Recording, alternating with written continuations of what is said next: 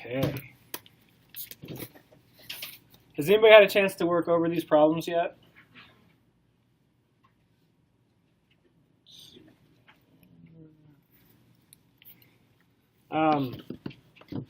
So the first one I don't have up here, but the first one really didn't require any calculations, so I just left it off of the review. Not sure why I added that to begin with, but anyway. Okay, so before I move into what the questions look like and stuff, let's just go over what the logistics of the exam are going to be like. So the exam is what you're going to be doing this coming week. Like I mentioned in the email, these, and sorry, you have to bear with me, I have kind of a cold, so I'm all stuffy, but these, I guess it was originally 15, but 14 questions are the question types that you will see questions like this on the exam that require calculations. And then I haven't decided exactly how many other questions I put on there. Probably, you know, if I have 14 of these, I'll probably put 30 or so true, false, multiple choice questions that just all you have to do is basically either remember it from your reading or from the lecture, or you can just look it up in the book. Doesn't require a calculation, just your basic knowledge questions. Okay, but definitely, I mean, of course, all these numbers are going to change, but I'm not going to change the format of these questions all that much. So you may see a question that looks like this, and the only thing that changes is the numbers and the name of the company. So it should be very straightforward. There should be no big surprises on the exam at all. Okay, so let's take a look at this, and I'm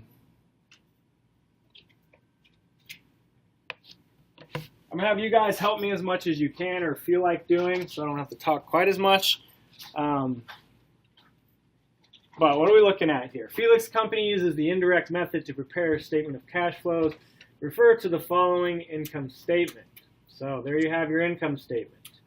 Additional information provided by the company includes current assets other than cash increased by $24,000. Current liabilities decreased by $1,000. How much is the net cash provided by operating activities? So how would you, anybody have any idea how you would go about solving this question?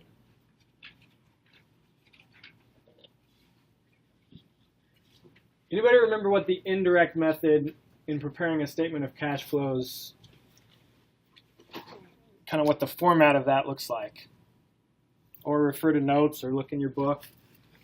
So basically, with the indirect method, this is kind of your starting point. The net income or net loss that you see on the income statement is kind of where you are starting. So in this case, we're asked to find net cash provided by operating activities. So we start with that $46,000, and let me put that down here.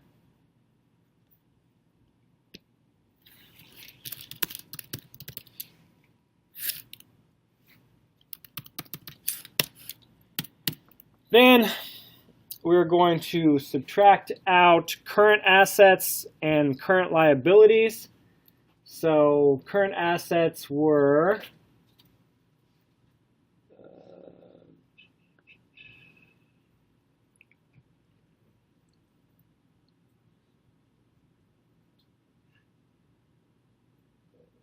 I'm going to subtract out just what's given to you there, the $24,000, and also the current liabilities, how much they decreased, which was $1,000. And then what you're going to add back in is depreciation.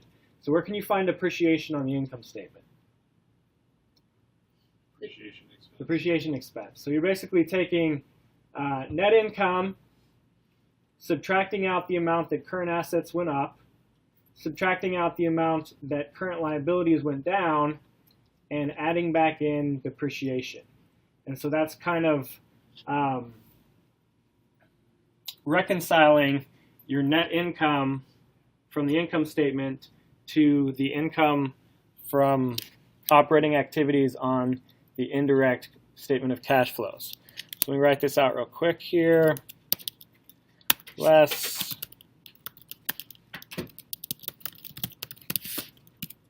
increase in current assets. Oops.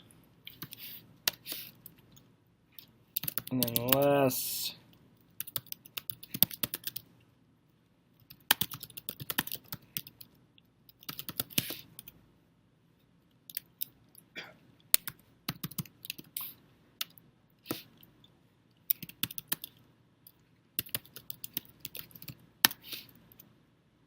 so that was 13,000, and we total out to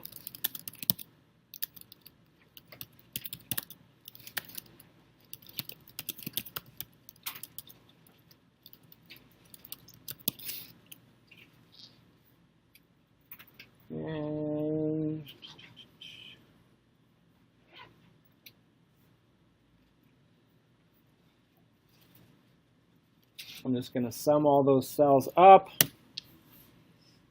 and we're left with 34,000. Did I leave anything out of that?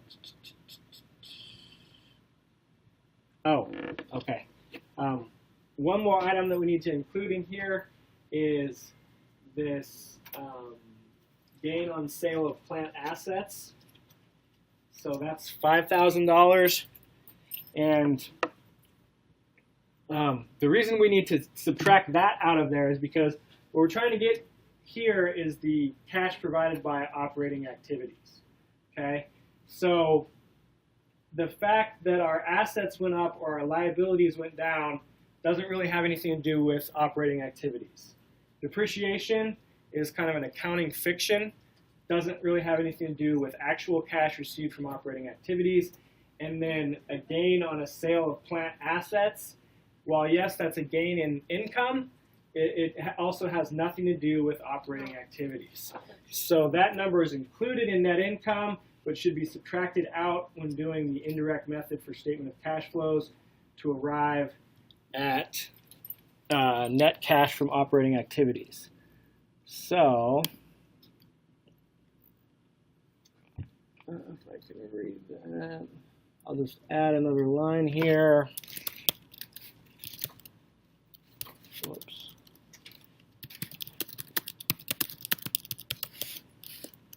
And that was for 5,000.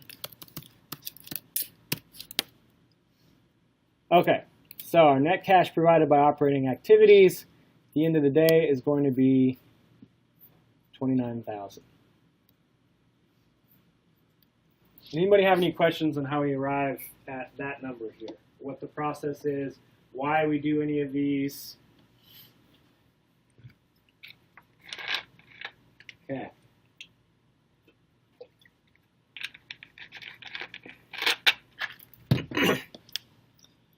Moving on to number 2, which is actually number 3.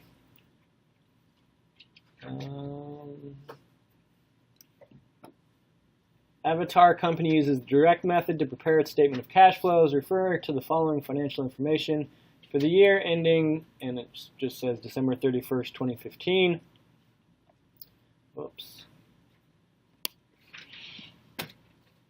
Make that a little bigger there. So we've got our comparative balance sheet showing the balance sheet from 2014, balance sheet from 2015, and then our income statement from 2015. Got some additional information down here. And then what I've done here is just kind of set out a template of what we need to fill in here to answer this question. Okay, so we need to fill in all of this information here. Oops. All of this information here in order to get the information that we need to fill out the statement of cash flows using the direct method. And this here is the template for doing that. So this is the probably the most long and drawn out problem of any of the ones that I posted. So if you get the process down for this, and incidentally, let me add this as well. I will put on the exam also these templates, okay? So you don't necessarily have to remember all the stuff that goes into that. The idea behind that is this. First of all, let me ask, is anybody an accounting major in here planning on it? Just one? Okay. Even accountants that go on and become, accountants, CPAs, whatever, other than sitting for the CPA exam, there's no reason that you necessarily have to have all of this memorized, okay? So business people in general should have a decent working knowledge of what they're seeing when they're presented with these financial statements. But it doesn't necessarily mean that they need to have them memorized. General business people for sure don't, but even accounting people, CPAs, when I'm doing stuff that if I'm called on to do a job as a CPA that I don't do every day, obviously if you're doing it every day, this stuff kind of becomes just second nature. But if you're called on to do something that you don't do all the time, you should look it up, okay? So not necessarily testing your ability to memorize the format, even if it was an in-class exam. So I just want you to be able to plug the right numbers in the right place and then kind of just have a decent understanding of what it is that you're looking at. Okay, so let's back up here.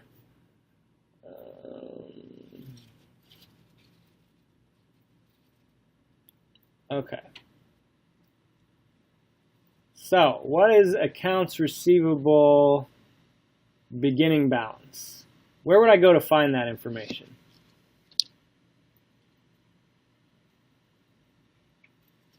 Knowing that is kind of important. What financial statement would show me what the beginning balance for accounts receivable is? The balance sheet, right? So let's go up here to accounts receivable. And we see at the end of 2015, accounts receivable was $29,000. At the end of 2014, accounts receivable was $36,000. So whatever it is at the end of one year, obviously, is what it's going to be at the beginning of the next year. So in this case, our beginning balance is going to be this $36,000. So let's come back down here and enter 36,000. Okay, now where do I find sales revenue? Which financial statement shows me that? What's that? Income statement, yes. Okay. So right here I have sales revenue. For 2015, that was $291,300, right? $291,300.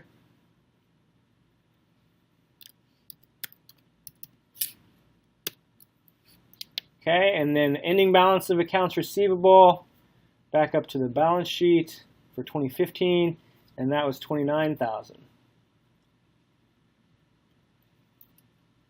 But I want to subtract that out.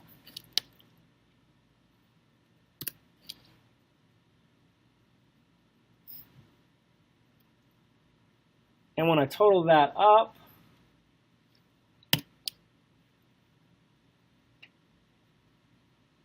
I get 29,000 or 298,300. Sorry, need my better glasses. Okay. So you'll see this collection from customers is important because when I come down here to do my statement of cash flows using the direct method, that's one of the components of it. So that's why I have this kind of subsidiary document here, figuring out what those numbers are, similar to cash paid for inventory, so that I can then take that number and plug it down into the financial statement. Okay, so inventory, ending balance. Where do I find that? Balance sheet.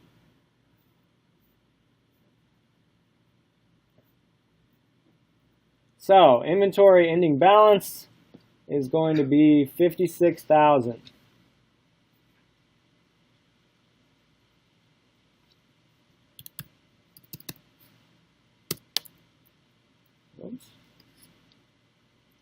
Okay, add cost of goods sold. Where do I find the cost of goods sold? Income statement.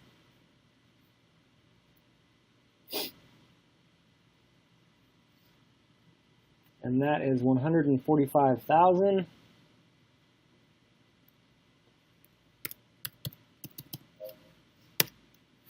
Less the beginning inventory balance. So obviously if the ending inventory balance was on the balance sheet, that is where we will also find the beginning balance. And that was 29,000.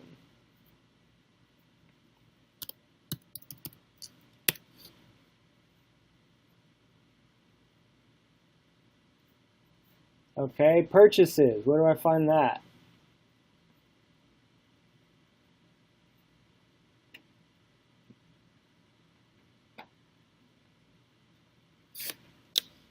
Anybody?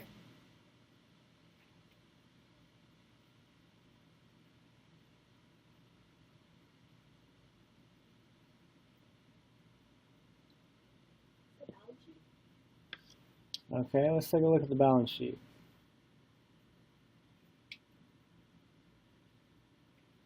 Anybody see any component named purchases? Right, so how do I find it out?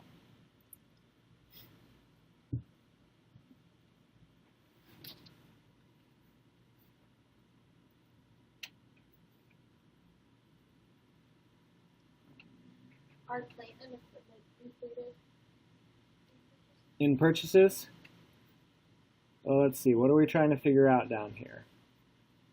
Eventually what we total out to is cash paid for inventory. So what do you think? Plant and equipment count as inventory? Yeah. Yeah? What is inventory? Well, no, because it's not the good being sold. Yeah. Okay. So it's not the good being sold, so that's not going to go into inventory.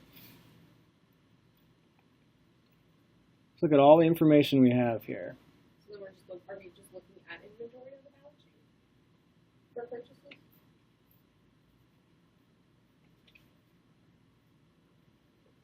Get back up to it here. Okay, so you're saying I could just plug in 56,000 from here? Sure. So it's a fair guess, but anybody else have any ideas where I'm going to find that? Be resourceful here. Yeah, did everyone bring their book? This comes from chapter 16 in your book.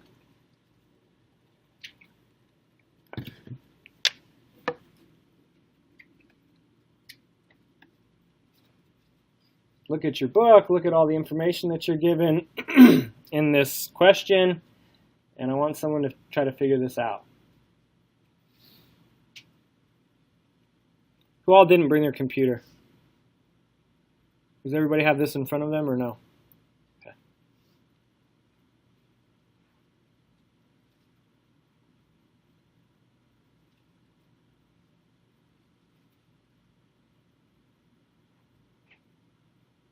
First one to figure it out gets 3 extra points on the exam. Wait a minute. You were 3 minutes late. We said we should get 3 extra credits for that. This is your chance to get it.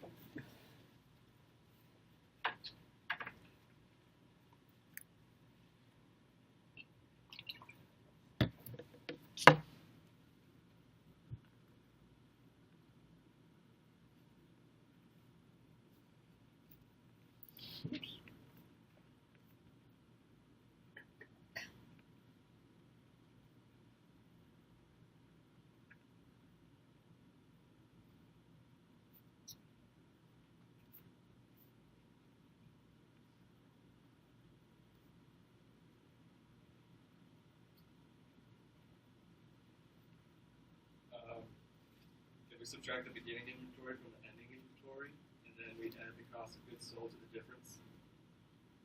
So do that and give me a number. So the beginning inventory is 56,000. no, that ending other way around. It's kind of wonky up So here. beginning is 29,000. Yep. And ending is 56,000. So what's the difference between those two? That's 27. 27 right there, right? So last year we ended with $29,000 worth of inventory. The only way to get $27,000 more worth of inventory would be to purchase them, right? But then we also need to count anything we sold during the year, because anything we sell comes out of the inventory account. Okay, so we have $27,000 plus whatever our cost of goods sold were.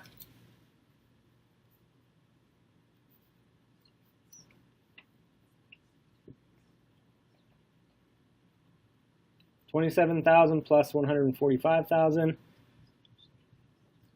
is what? $172,000. Okay.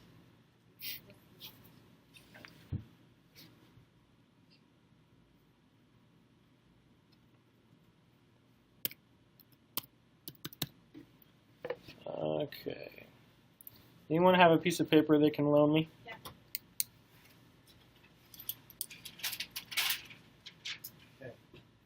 Okay. Actually, I got you on my pen, so. If you want to use your own pen, sign your name on that before you go today. Okay. I'm going to give everyone 3 extra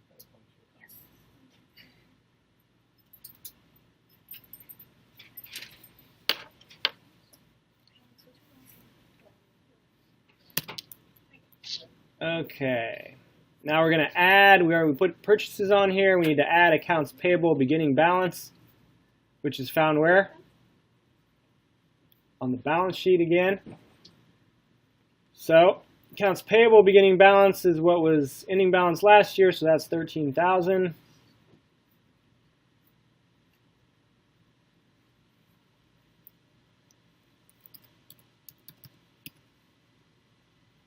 Subtract ending accounts payable balance, which was $9,000.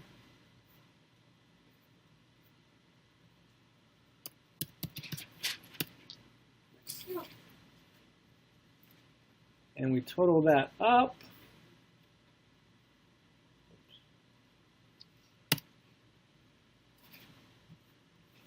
To get $406,000.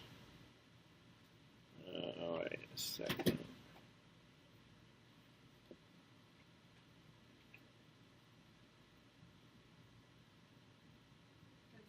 Oh no, sorry.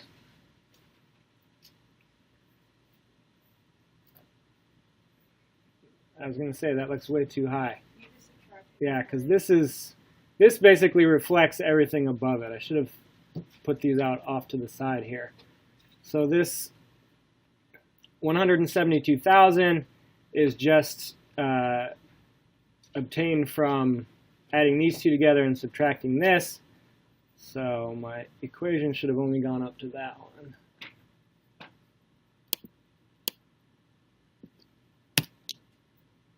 That looks better.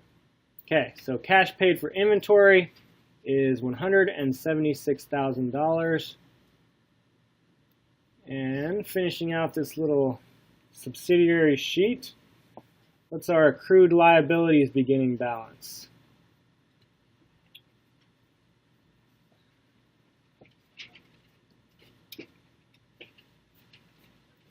$3,000 beginning balance. Ending balance of $7,000.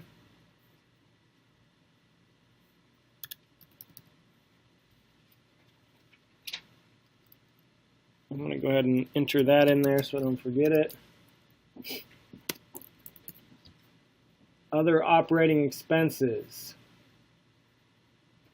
Have that right here, $25,000. Just put it right there. Thank you.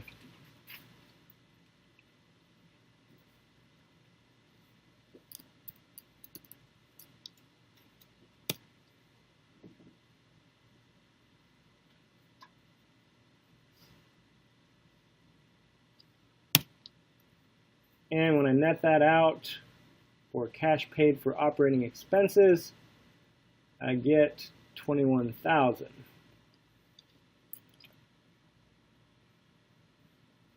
Okay.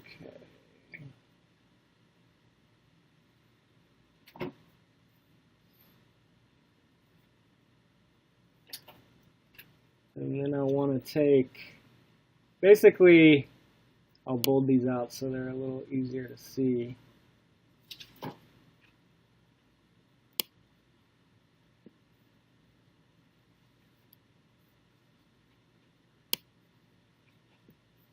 These are kind of my categorical subtotals there. And I'm going to add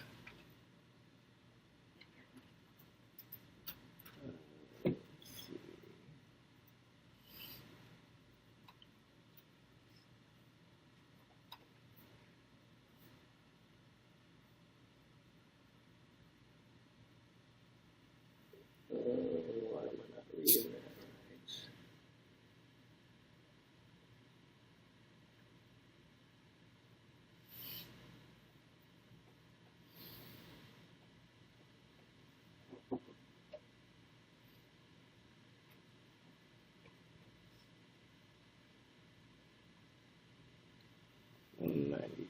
Okay. Sorry, I got cold medicine on the brain, so if I do something stupid, just holler at me. Whoops. Like that. I'm just totaling out down here on total cash payments. Here, obviously, this wasn't a cash payment. This was money received. These two are cash payments. So I'm just adding those two together here.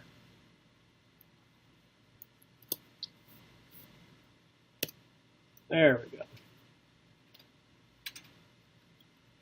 Okay, so now we're actually ready. And that was just pre-work basically, and now we're ready to go ahead. Let's see if I can slide over here more comfortable. Okay, now we're ready to go ahead and finish out the statement of cash flows. Yes. Sorry, I just missed the last part of what you did. It's collections from customers, add cash paid for Okay, inventory. so this total down here is just totaling out what I'm paying versus up here is what I collected. Okay, so these two total out to 197, and what I collected totals out to 298.3.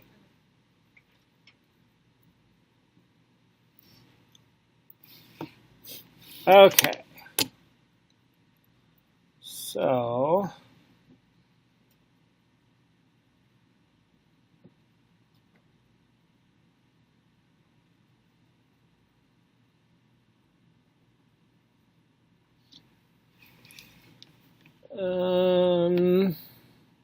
where do we get this collections from customers?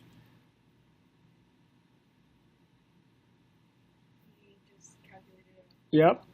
So that was this number right here, 298.3. About interest received.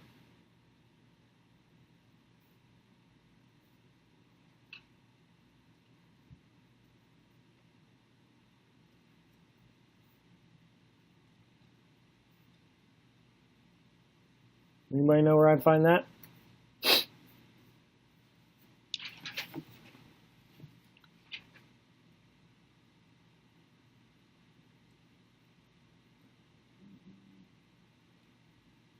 How about right here? On your income statement, remember before we just pulled out sales revenue, but we also have this revenue from interest that we earned.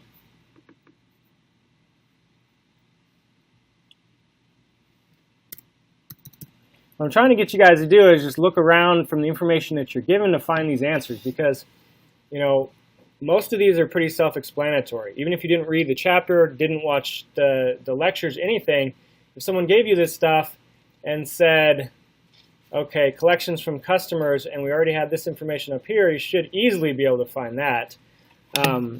Interest received, well, you know, it's not identically named to interest revenue, but it's not that far of a jump, and you know what revenue is. So if I total those two up, that's going to be my total cash receipts.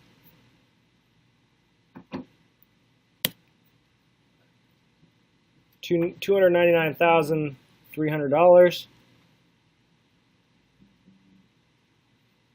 And then payments and to suppliers. That's basically what this right here was, right?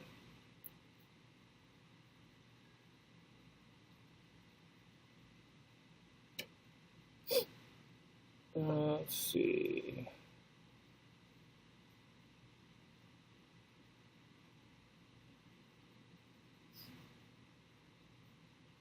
So I'm going to just plug in this 197,000.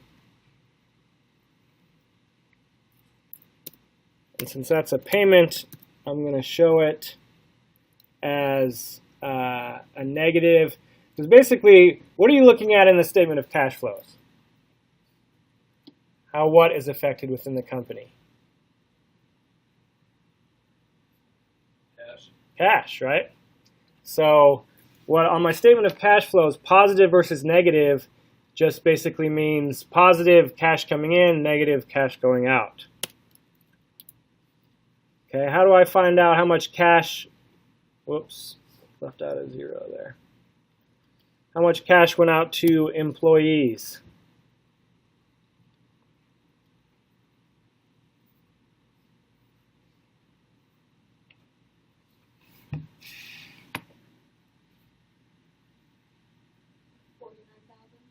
Where are you getting that from? Boom, right there, right on the income statement. So that's cash leaving the company, so it's a negative. What about paid out for interest? Where would you find that? Which is what? 3,500. Where did you find that? Income statement again, right? All of your revenues and expenses are going to be on the income statement. Paid out for income tax. Found in the same spot, right? Let's see. So if I total up all of these negative numbers here, that's going to give me my total cash payments.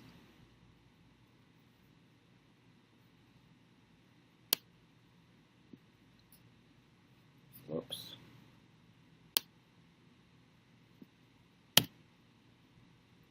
And net cash provided by operating activities will just be total cash receipts less total cash payments.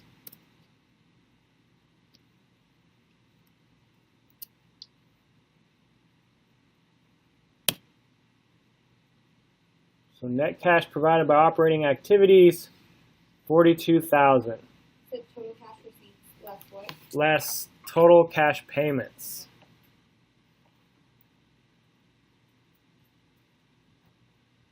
Okay, so moving on to the next section of the statement of cash flows. Cash flows from investing activities. So here we just have cash payment for acquisition of equipment and cash receipt from disposable equipment. Where do we find what we paid for the acquisition of equipment?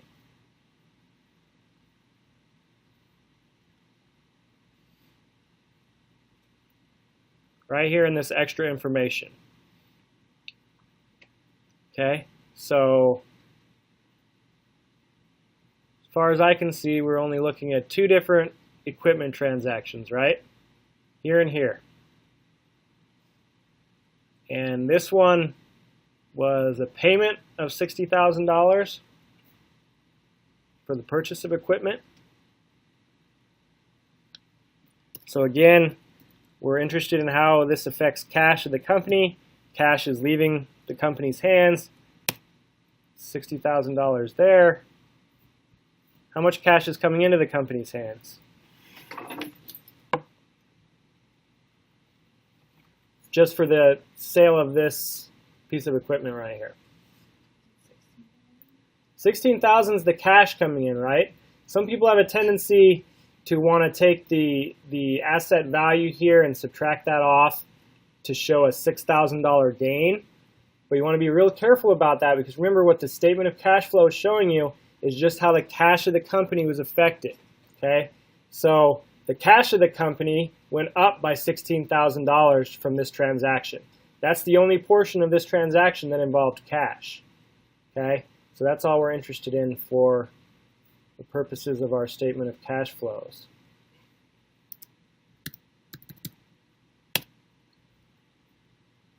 And when I net those two together, you'll see, I've put this in the template already. So if you have a template in front of you and it says net cash used by investing activities, used instead of provided by, but when you total this out, you don't get a negative number, you know you did something wrong, right?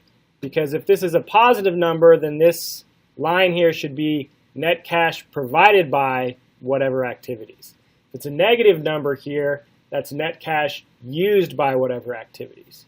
So in this case, it looks like we're good to go because when I net those two together, I get a negative number, and that's the net cash used by investing activities.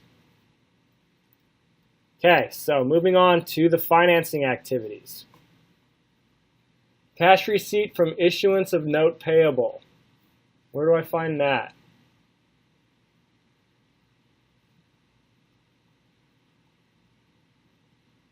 So even though it doesn't say cash received of X dollars, this statement right here in the extra information is where you find that. Because what is a note payable? It's basically just a loan. You're saying I owe you at some point in the future with interest, and right now what you're giving me because of that is cash. So cash received from the note payable is going to be that full amount that we borrowed, or $34,000. And again, even though that creates a debt for the company, we're looking at how that affects cash. Okay, so since we are getting an influx of $34,000 of cash, that's a positive number. Cash payment of notes payable. Remember, just because you're paying down a debt, and this is something that people really struggle with sometimes, you're paying down a debt, so people think, yeah, that's good, that should be a positive number. But remember, always, statement of cash flows. How does whatever I'm doing affect the cash that we're holding? If I had $10,000 cash in my hand or $100,000 cash, and I had to do one of these things, is the cash leaving my hand? Is it coming and growing the cash in my hand? That's how you got to think about it. So we look up here at the extra information again, and it says the company repaid a long-term note payable, and I can't read that, $43,000 was paid, right? So if something was paid, that means cash was leaving our hands. So this is going to be a negative number. Cash receipt from issuance of common stock.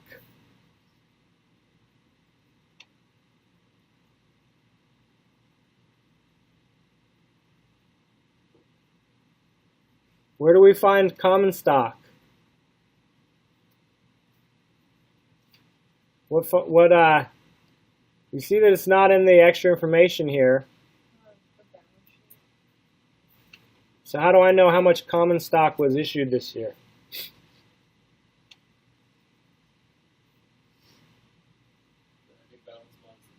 Right? So the ending balance of the ending balance of this year minus the beginning balance or the ending balance of last year. Since common stock went up by 52,000 this year, that means that's how much I issued of common stock this year. And what happens when you issue stock as a company? Stockholder pays you money, you give them small ownership interest in your company. So how does that affect cash? Goes up, right? What did we say, 52,000? Cash payment for purchase of treasury stock. Did we purchase back? Does everybody know what treasury stock is?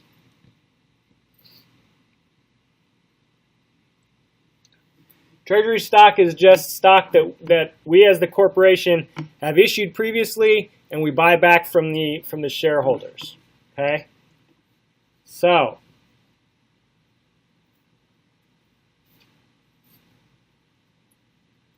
did we purchase any treasury stock this year?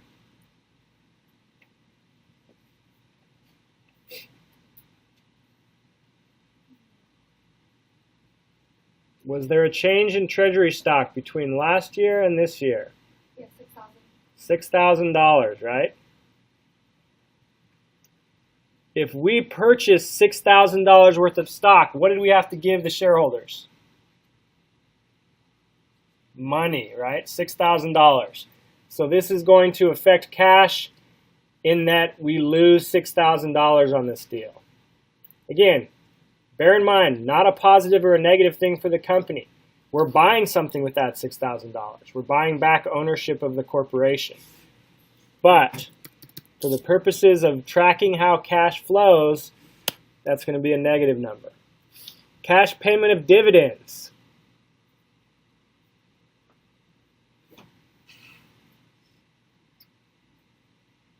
Where do we find that?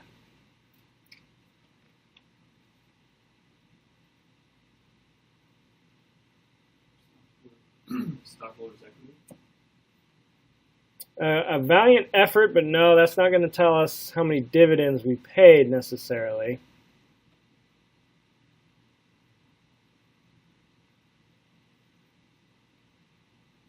What do you guys think?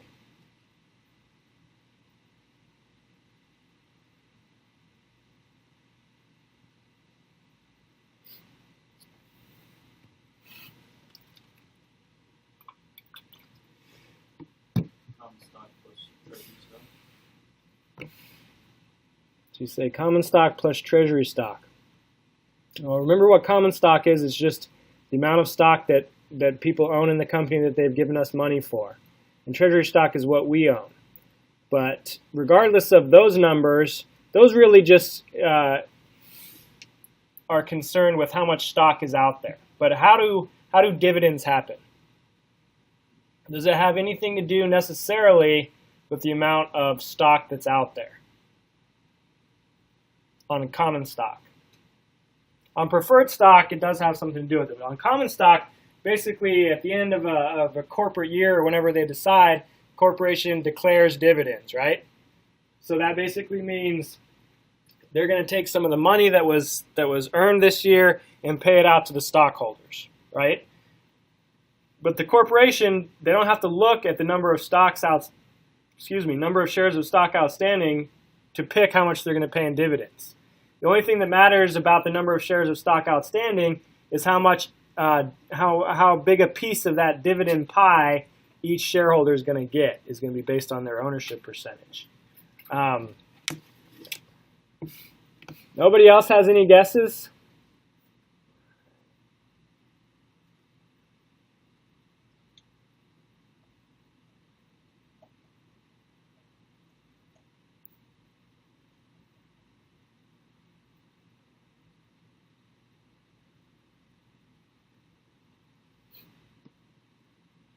You guys got a book?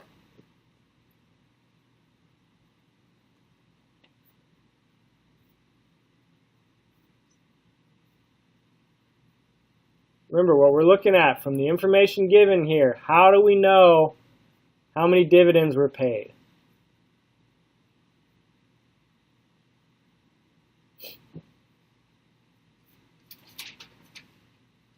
Are you going to send us the updated spreadsheet? Mm-hmm. Yeah. I'll send it out as soon as we're done.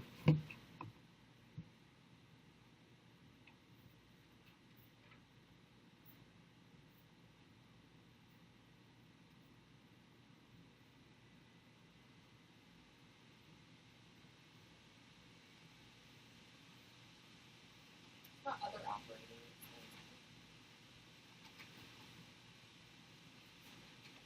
expenses. No bad tries here, guys. Look it up and see if you can figure it out. Google it if you have to. Remember, this is about using all the resources that you have in front of you to be able to get the answer.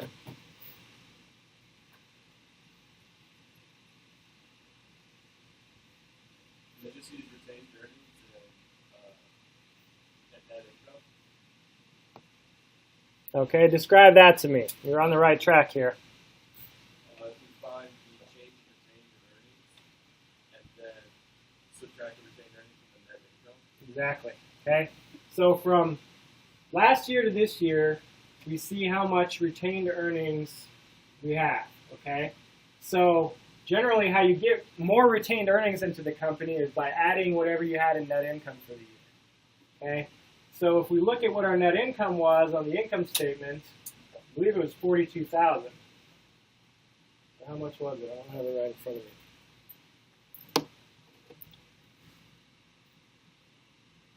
$52,000. Okay.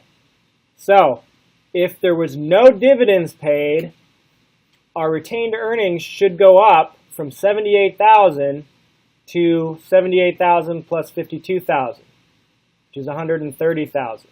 But they didn't. They only went up to 115,000. So what does that mean? We paid dividends of supposed to go up to 130,000, only went up to 115,000. We're missing $15,000 cash. What did we do with it? Paid dividends with it. Okay? So, in order to determine if it's not given to you, a lot of questions will just give it to you. They'll say, hey, this is the amount of dividends we paid this year. But if they don't, you got to be a little bit resourceful. Look, you have to know that dividends come out of retained earnings. So, see if the change in retained earnings equals whatever the net income for the year was. And if it doesn't, then you know some dividends came out.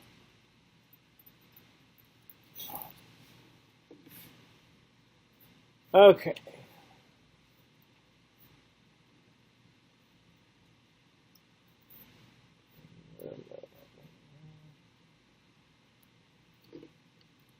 And since that was the corporation paying out money to the shareholders, the corporation has lost cash, so that's a negative. Okay? So, now we're going to net all these out and see that the net cash provided by financing activities was $22,000. Again, since it says provided by, this needed to be a positive number. If it was a negative number, I would need to go back in and re-examine some of the things that I put in there. Right? Okay, so now, net increase or decrease in cash. Well, we're not, by the template, we're not given one or the other. So it could be a positive and negative number. All we have to do to figure that out is add up all of the three categories: operating activities, investing activities, and financing activities. And when I do that,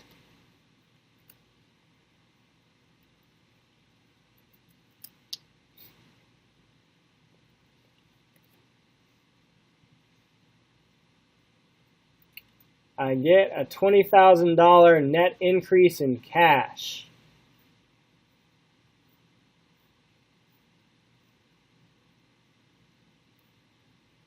Then I want to go up here to my balance sheet and compare ending cash to beginning, or to ending cash of last year or beginning cash this year to ending cash, because whatever the difference is there should match 20,000 there, should match what I total out to at the end of my statement of cash flows, 20,000 there. If it didn't total out to that, I would know that I did something wrong. Just like when you're looking at a balance sheet, if the assets do not equal the liabilities plus the stockholders' equity, you know you did something wrong. It doesn't balance. In this case, the way you balance is this net increase or decrease in cash should match whatever it shows on your comparative balance sheet. Okay. So I'll go ahead and fill this in just so you have it all in there. 2014 cash balance was $13,000.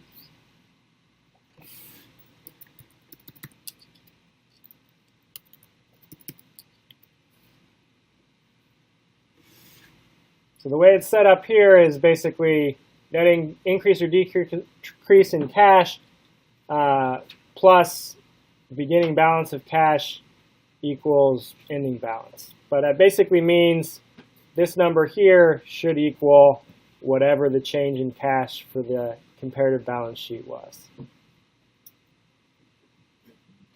Okay, so like I said, this is the most drawn out and probably difficult question type on the exam. So, are there any questions on this one? If you guys are given the same template, just different information, you feel like you'll be able to figure out where the numbers go. Not getting a lot of feedback. Yes or no? Yes. Good? Okay. If not, pull this out. It's going to be recorded. Watch it while you're going through the quiz, or the midterm rather, and make sure that you're doing everything right there. Okay. Let's see. We're supposed to be out of here right now, huh?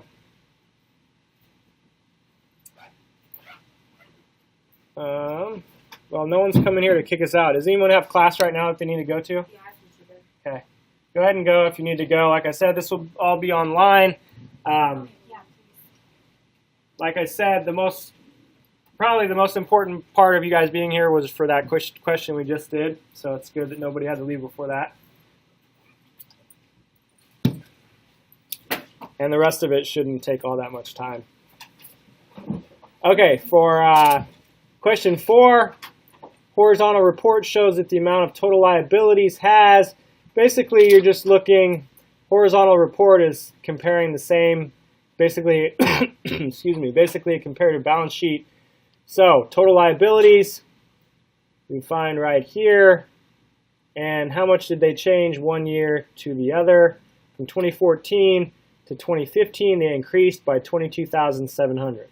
So this is basically just testing, do you know how to find total liabilities and see how much they've changed? Pretty straightforward, right?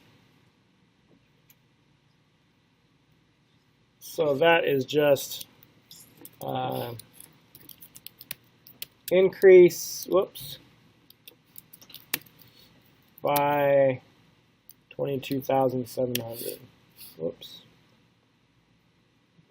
Having trouble typing today.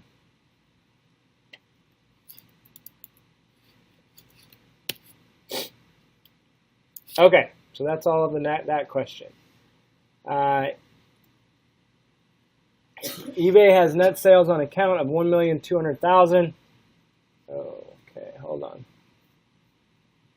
Not seeing all the question here. Average net accounts receivable are 600,000. Calculate the days sales in receivable.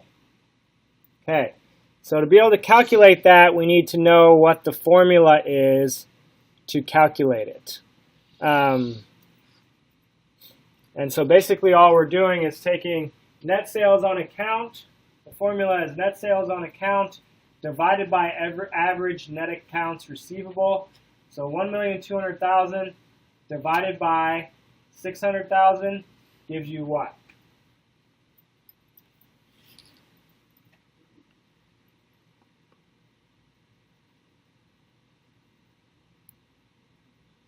That gives you 2, right? 1,200,000. Oops.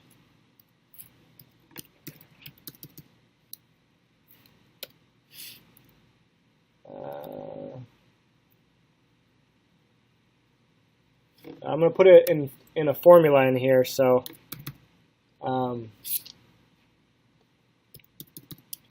make sure to look at the formulas if you don't remember how we calculated this. Whoops. Okay, so that gives us 2 there. And what we do with that is we're basically taking the number of days in a year, 365, and dividing it by the number we calculated there, 2. So we have 365, whoops, divided by 2, and this is my answer.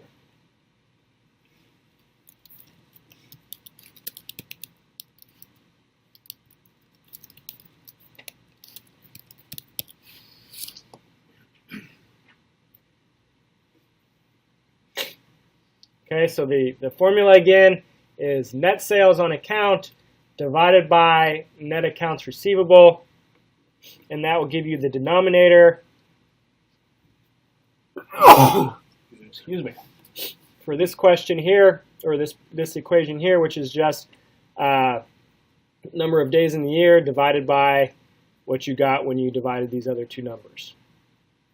Okay, pretty straightforward. All you got to do is plug in numbers if you know what the formula is.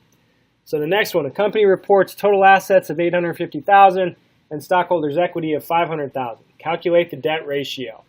So, what is the debt ratio? How do you calculate that? That would be the first thing that's important to know.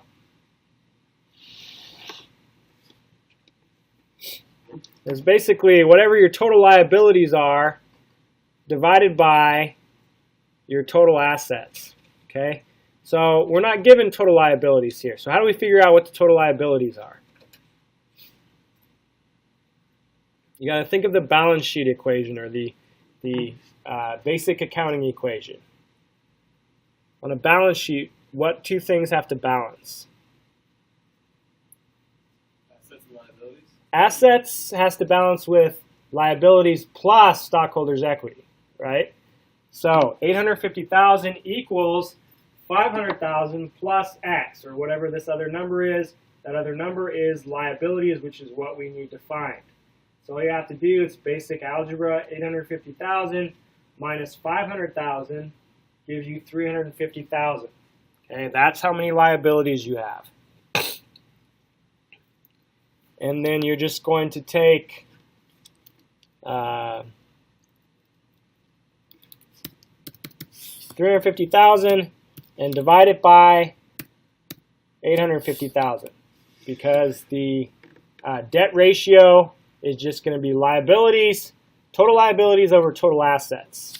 Okay, and as a percentage, if I'm rounding that, I would say 41% or 41.1%.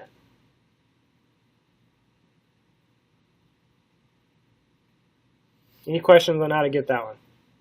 Okay. Okay.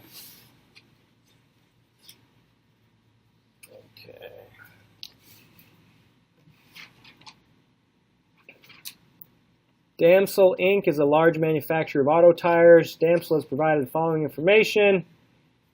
Calculate the amount of ending finished goods inventory reported in Damsel's balance sheet. Well, to do that, we just start with beginning finished goods inventory, which we see right there, 1,500. Whoops. And then add cost of goods manufactured, which is given to us. That gives us, here, when you total those two things out, goods available for sale, 36,500. Subtract out cost of goods sold, which is what you've already sold of those goods. I guess that should be a negative number. Whoops.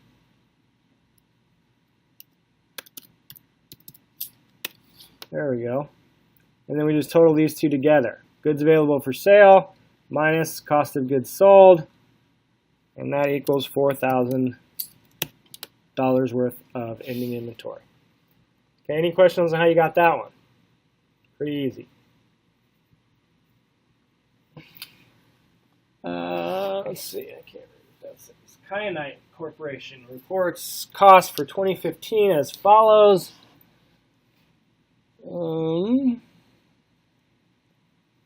Let's see.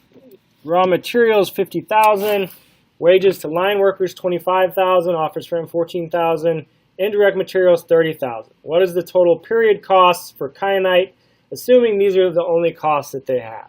So you're basically just looking at those, which ones are period costs and which ones are production costs, basically. So what's a period cost?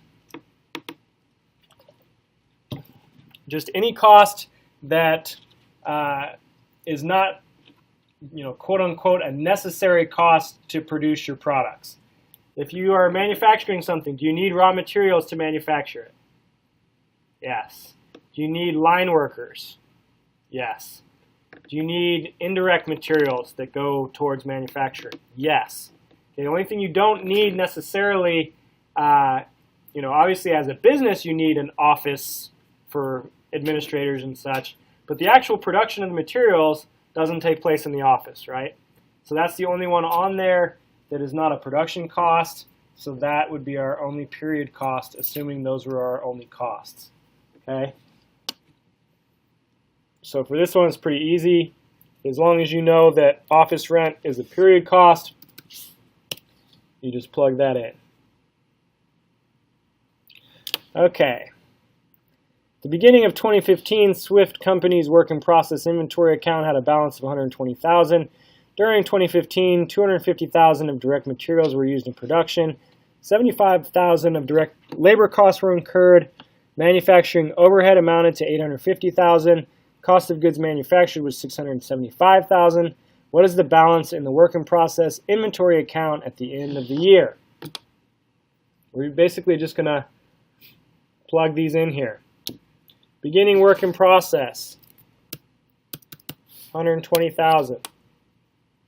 Direct materials used,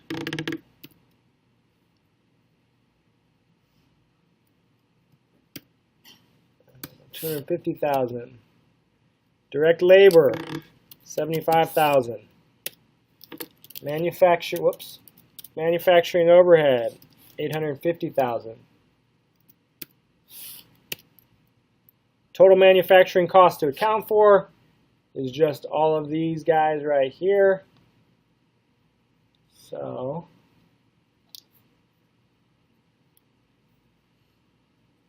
I'm just going to add those up.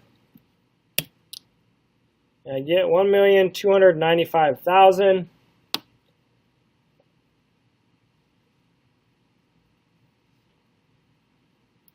Then I'm going to take out any goods that were actually completely finished. That's going to be my cost of goods manufactured. So it tells us here our cost of goods manufactured is 675,000. So my ending work in process is just my total manufacturing costs minus the costs of the goods that have already been completed. And that will leave me with ending work in process inventory. So I have this together with this, or 62,000, or 620,000, sorry. Any questions on how you get that one? Okay.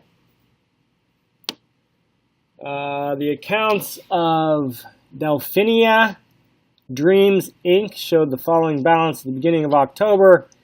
You've got a debit balance of 30,000 in raw materials, debit of 40,000 in work in process, debit of 50,000 in finished goods inventory, and a debit of 20,000 in manufacturing overhead.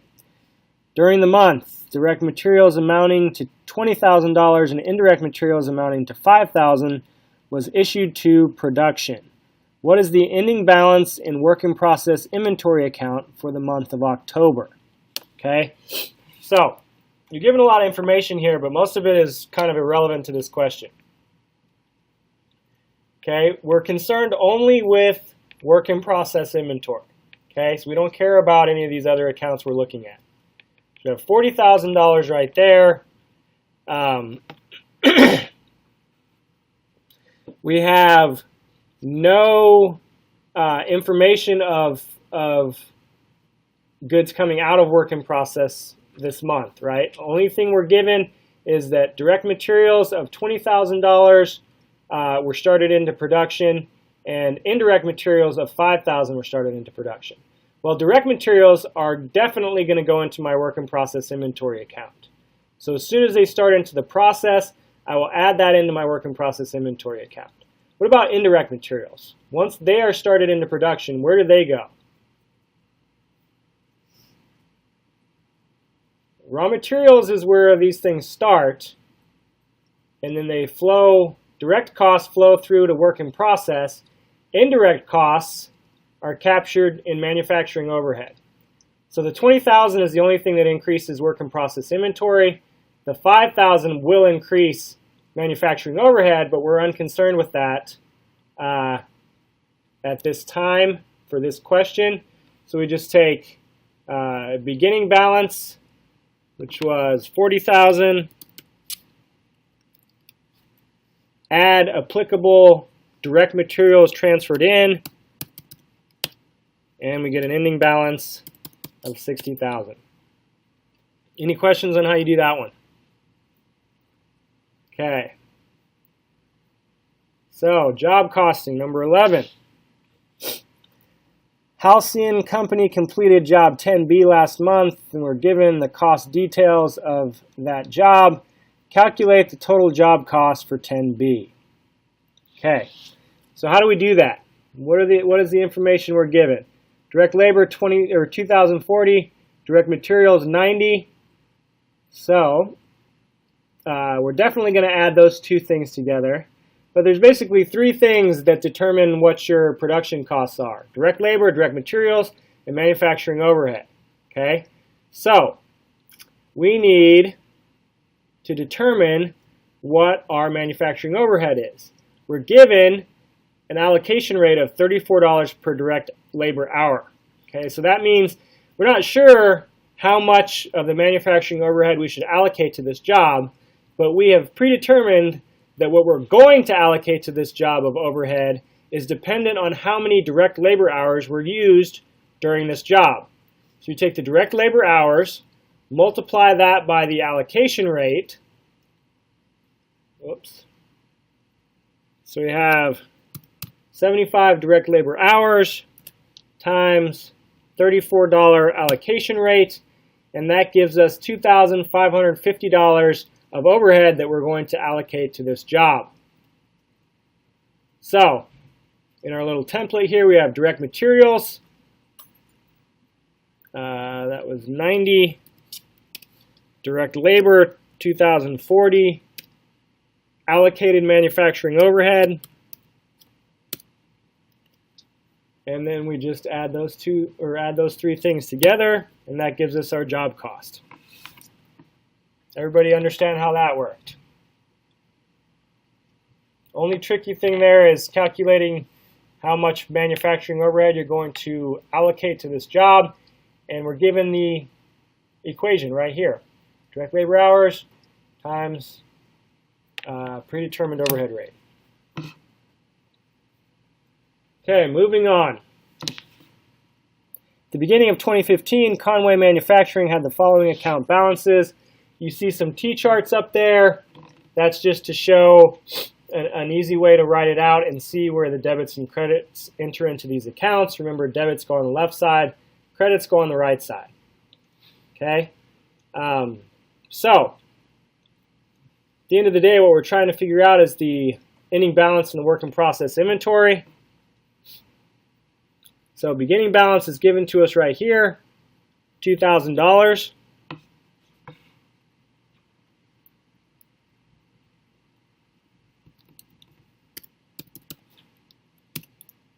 Whoops. We want to add direct materials used, which is how much?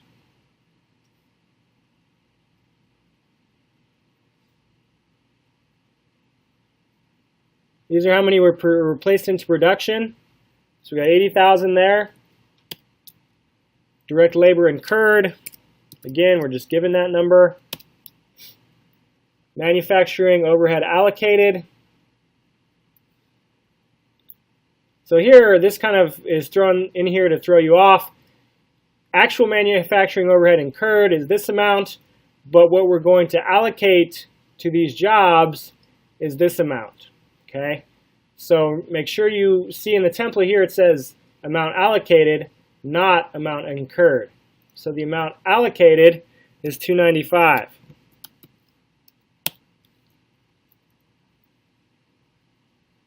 And then we're going to subtract the amount transferred to finished goods. Okay.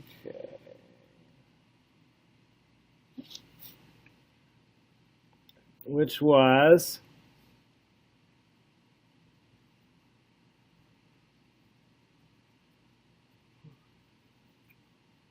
right here. Let's see.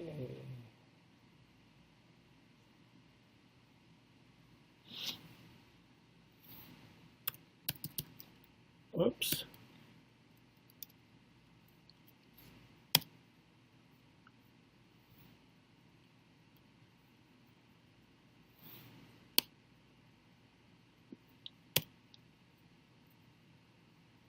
And we're left with an ending balance of 67,000 in work in process inventory.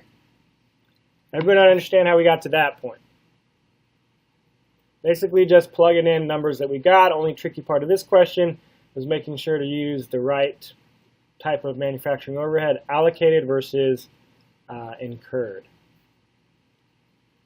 Okay, Organic Sugar Company has 6 processing departments. Conversion costs are added evenly throughout each process. Data from the month of August for the decolorization department is as follows. And we are trying to figure out equivalent units of production for direct materials and for conversion costs for the month of August. So we have, let's see here. This information here is important. The ending work in process inventory is 100% complete with respect to direct materials and 65% complete with respect to conversion costs. Okay, so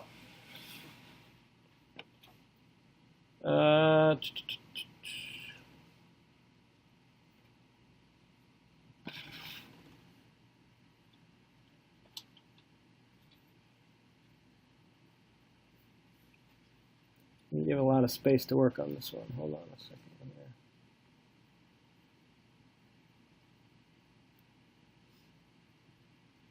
here. Okay, so does everyone know what, I know some people in your feedback had a little bit of a difficult time with the equivalent units of production, but it's actually really not that difficult once you figure out what we're talking about. So, the fact that we're 100% complete with respect to direct materials means that our direct materials costs are going to be the same as if we had completed all of the stuff that's in work in process inventory. Okay. Let's see, where are we given that?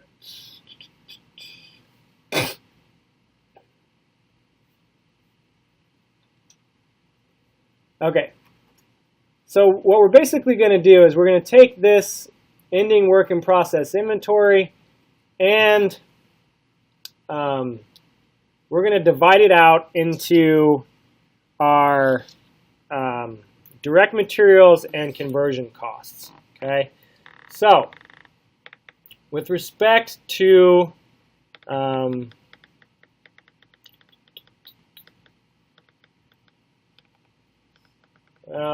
that might just be more confusing.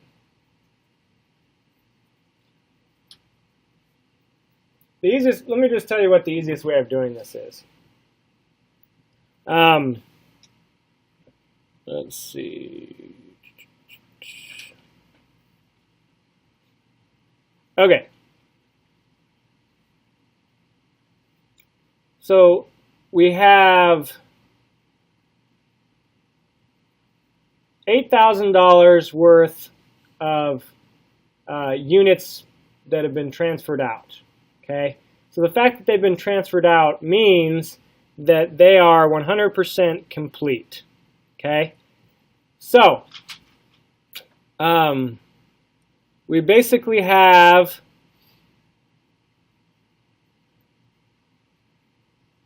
and I'm backing up and stumbling over this one a little bit because normally what you're given here is not just the costs, but also, or more correctly, these would be the number of units of each of these. So I guess what we're trying to figure out here is the equivalent units of metric tons.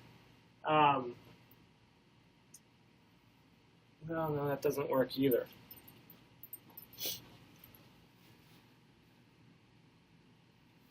Let's just assume that these right here, the 12,500, are the number of units that were started into this particular process, right? So in terms of this question, it says metric tons. So that's going to be what our unit is. So we want to know the equivalent metric tons of production with respect to both direct materials and conversion costs. Okay, so it's easier to think about this in terms of just generic units. So let's say we have 12,500 units that we transferred into this process. Okay, and we want to know at the end of the month, what are the equivalent number of whole units that we have? Obviously, anything we transferred out of this department is a whole unit, right? So for both direct materials and conversion, we had 8,000 total units that were completed and transferred out. Okay? So an equivalent unit means nothing when we have completed units. If all of our units were completed units, then the equivalent units would just equal the total completed units. What we use equivalent units for is for when we haven't completed something. And we're basically taking these partially complete units and saying, if we converted these to whole numbers, how many whole units would we have? Now, obviously, this is a type of fiction because, like, for instance, if you're building cars and you have 500 cars that are 75% done, you can't go in there and say, or let's say you have 400 cars that are 75% done. You can't say, well, I have 75% of 400 cars. That's the same as 300 total cars. Well, no, it's not exactly the same because you really have no fully completed cars. But in terms of costing and finding out how much each unit costs, we're going to ignore the fact that that wouldn't work in the real world, and we're going to convert all the partials we have into completed units. Okay? So, since we have a different rate, 100% versus 65% for these two categories, that's why I separated them out. Okay? So, 8,000 units means they're completely done for direct materials, they're completely done for conversion. So under direct materials, we currently have 8,000 equivalent units, and conversion, same thing. Now we go over to partial units that were only started. This 100% tells me that with respect to direct materials, everything that we started, we finished. So we just have 4,500 equivalent units there again. But with conversion, with respect to conversion, we started 4,500 units. We only got 65% of that done. So we just take the amount we started times 65% or 0.65. And that gives us the equivalent units left in the work in process inventory. And if we just sum these together, we've got 12,500 equivalent units of direct materials and 10,295 equivalent units for conversion. Does everyone understand what the equivalent units mean? It's just anything you have partially done. If you had to change that to a whole number for cost purposes, how many whole units would that convert into? It's basically looking at your inventory like it's math instead of looking at it like it's a real piece of equipment or piece of inventory. And you're converting that individual unit or partially done individual unit, combining it with other partially done individual units to make whole pieces. Okay, so that's how you do that one. So this would be my answer. 12,500 equivalent units with respect to direct materials, 10,295 equivalent units with respect to conversion. And if these two numbers were the same, like let's say both of these said 80%, I wouldn't need to separate these out. I could just say, in general, I have X number of equivalent units. But whenever you have a different percentage of completion, you have to separate them out into categories. Okay. So you don't have to worry about any of the other stats, direct materials, Nope. labor. Nope. Only concerned with units that we complete, units that we started this period, units that we completed, and units that we didn't complete. Now, all these numbers over here would come into play if I wanted to find out what a cost per equivalent unit was. That's the whole reason we calculate equivalent units, is so that even though we haven't finished everything we started, we can still go in there and figure out what the individual pieces are costing to know how to budget and stuff correctly. Okay, so that's why, even though practically we can't sell a 3/4 done car or whatever, if we kind of combine those together, it can give us some good information as managers to use to budget and do that type of stuff. Okay, home stretch here. 2 more questions to go. LDR Manufacturing produces a pesticide chemical and uses process costing. There are 3 processing departments. On January 1st, the first department had no beginning inventory. During January, 40,000 fluid ounces of chemicals were started into production. 32,000 were completed and 8,000 remain in process. In mixing department, all direct materials are added at the beginning of the production process, and conversion costs are applied evenly throughout. At the end of the month, LDR calculated equivalent units in the mixing department as shown below. So this is what they just did, the same thing that we did in the previous question. With respect to direct materials, they have an equivalent units, and with respect to conversion costs, they have an equivalent units. Okay.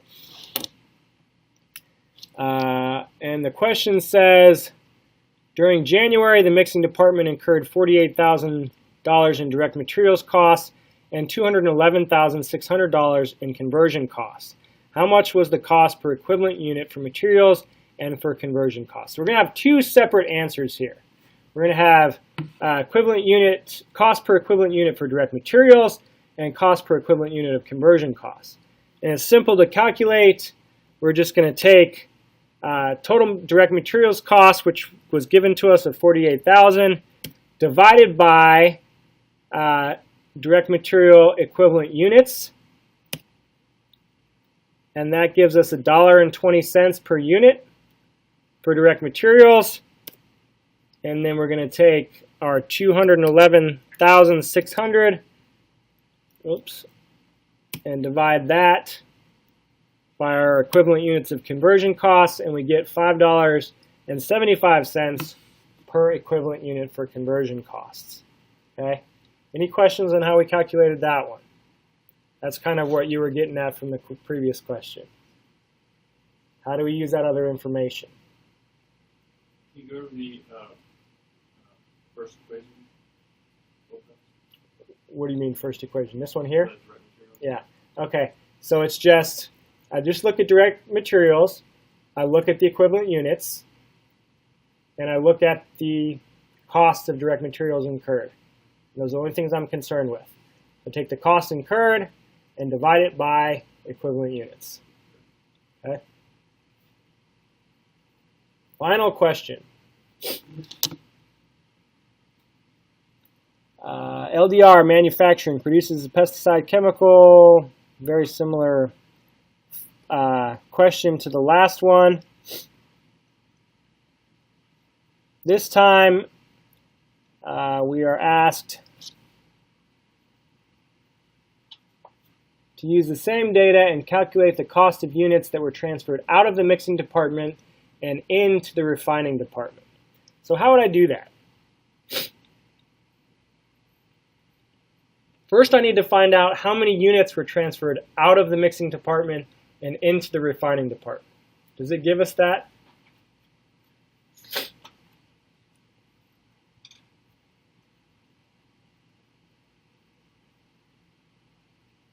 Right here, right?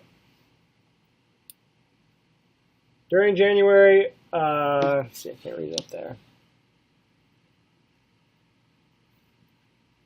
During January, 40,000 fluid ounces of chemicals were started in production.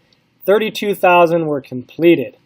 Okay, so we're going to take the 32,000 completed units, and we can either multiply this out separately or just combine this for a total unit cost. If I add $5.75 plus $1.20, that gives me $6.95. So I can take $6.95 equals $6.95, multiply that times the number of units that were completed, which is what, 32,000? And that gives me a total of 222,400. So now you're starting to see how, as a manager, this information could be useful, because you see from one department how much each fluid ounce is costing you to go from the beginning of your department to the end of your department. Okay, so all kinds of different things you can do as a manager with that information. Any questions on that one? Any questions on the overall logistics of the exam? When is it? Okay, so the exam is going to be released Monday, and it will be due by the end of the day Friday. So you have the whole week at whatever time you feel like to do it, and you have to finish before your spring break starts. Yeah, you can come back in and out just until you click submit. If you have any problems with the exam or anything messes up technically, or even if you have any questions on the exam, shoot me an email while you're taking it, and I'll try to get back to you as soon as I can. Any other questions? Yes? What kind of format is it going to be? Is it going to be more like the format on Blackboard, or is it going to be more like the Pearson type thing? Overall, the format that you see on Blackboard will account for basically all the questions that are not like the ones we went over, where it's just a multiple choice. It's going to be on Blackboard. Okay, so like 30 of your questions or so will be very similar to what your quizzes look like, except they won't have calculations. And then the other 15 or so questions, you'll actually have to type in an answer, so it won't instantly grade it. I'll have to grade these. On that note, and I'll send an email out on this note too, if you have like the one question we did that had a lot of work to do, I'll put it so you can upload a spreadsheet. So if you want to do it on a spreadsheet, you can upload that for the questions, or you can just type it out, whatever you want to do. Okay? Any other questions? All right. See y'all later. Good luck. Thank you.